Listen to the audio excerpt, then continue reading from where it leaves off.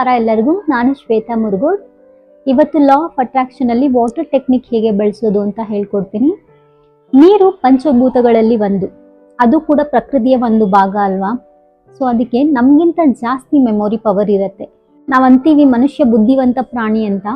So ಮನುಷ್ಯನಿಗೆ ಇರುವಂತಹ memory ಪವರ್ಗಿಂತ ಜಾಸ್ತಿ ನೀರಿಗೆ ಮೆಮೊರಿ ಪವರ್ ಇದೆ.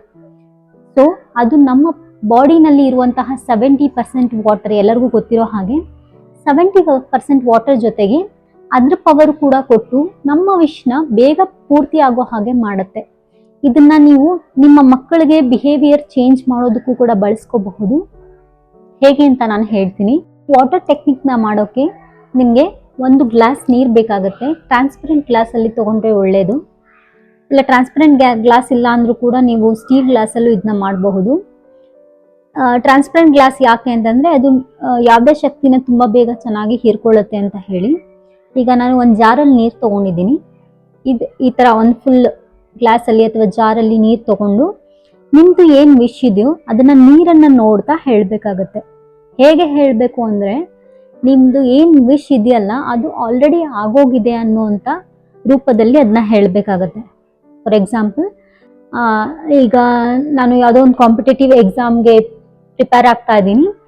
ಸೊ ನನ್ನದು ಅದು ಕಾಂಪಿಟೇಟಿವ್ ಎಕ್ಸಾಮ್ ಚೆನ್ನಾಗಿ ಆಗಬೇಕಾಗಿರುತ್ತೆ, ಅದರಲ್ಲಿ ಸೆಲೆಕ್ಟ್ ಆಗಬೇಕಾಗಿರುತ್ತೆ. ಈ ರೀತಿ ನಿಮ್ಮದೊಂದು ವಿಶ್ ಇದ್ದರೆ ನೀರನ್ನು ನೋಡ್ತಾ ನೀವು ಹೇಳಬೇಕಾಗುತ್ತೆ, ಥ್ಯಾಂಕ್ ಯು ಸೋ ಮಚ್, ನಾನು KCET ಎಕ್ಸಾಮಲ್ಲಿ ಒಳ್ಳೆ ಮಾರ್ಕ್ಸ್ ತೊಗೊಂಡಿದ್ದೀನಿ. ಇದರಿಂದ ನನಗೆ ಅಸಿಸ್ಟೆಂಟ್ ಪ್ರೊಫೆಸರ್ ಆಗೋಕ್ಕೆ ತುಂಬ ಸಹಾಯ ಆಗಿದೆ. ಥ್ಯಾಂಕ್ ಯು ಸೋ ಮಚ್, ನನ್ನ ವಿಶ್ನ ನೀನು ಫುಲ್ಫಿಲ್ ಮಾಡಿದ್ಯಾ, ಥ್ಯಾಂಕ್ಸ್ ಅ ಲಾಟ್ ಅಂತ ಹೇಳಿ ಆ ನೀರನ್ನ ಕುಡಿಬೇಕಾಗತ್ತೆ.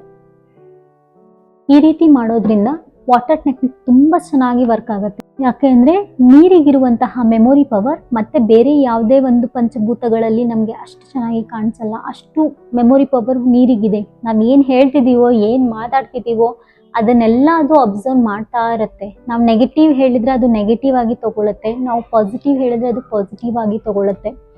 ಸೊ ಈ ಪಂಚಭೂತಗಳಲ್ಲಿ ಒಂದಾದ ನೀರನ್ನು ನಾವು ತುಂಬ ಚೆನ್ನಾಗಿ ಬಳಸ್ಕೋಬಹುದು. ದಿನ ಅದನ್ನ ಕುಡಿತಾನೆ ಇರ್ತೀವಿ. ಅದನ್ನ ಕುಡಿಯೋದಕ್ಕಿಂತ ಮುಂಚೆ ನಿಮ್ದು ಏನು ವಿಶ್ ಇದೆಯೋ ಅದನ್ನ ಹೇಳ್ಕೊಂಡು ಒಂದು 30 ಸೆಕೆಂಡ್ಸ್ ಅದನ್ನೇ ನೋಡ್ತಾ ಹೇಳ್ಕೊಂಡು ಥ್ಯಾಂಕ್ ಯು ಹೇಳಿ ನೀವು ಅದನ್ನ ಸೇವಿಸೋದ್ರಿಂದ ನಿಮ್ಮ ವಿಶ್ ಏನೇನಿದೆಯೋ ಅದೆಲ್ಲ ಫುಲ್ಫಿಲ್ ಆಗ್ತಾ ಹೋಗುತ್ತೆ.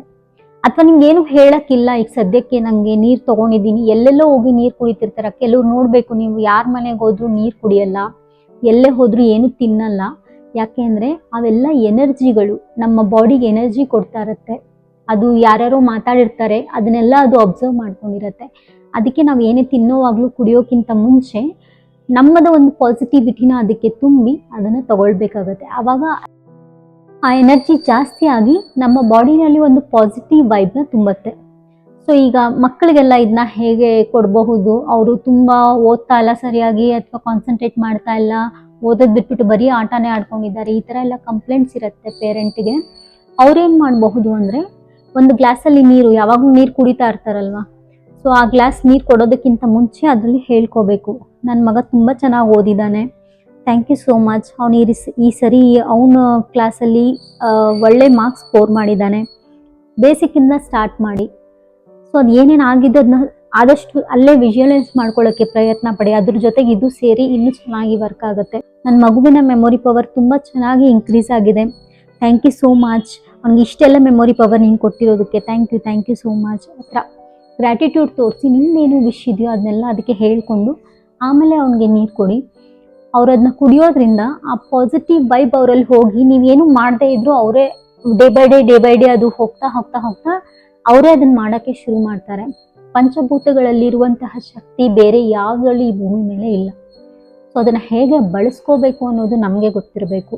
ನಾವು ಕೂಡ ಭೂಮಿಯ ಒಂದು ಕಣ ಅಂತಂದರೆ ಆ ಪಂಚಭೂತ ನಮಗೆ ಎಷ್ಟು ಸಹಾಯ ಮಾಡ್ಬೋದು ಅಲ್ವಾ.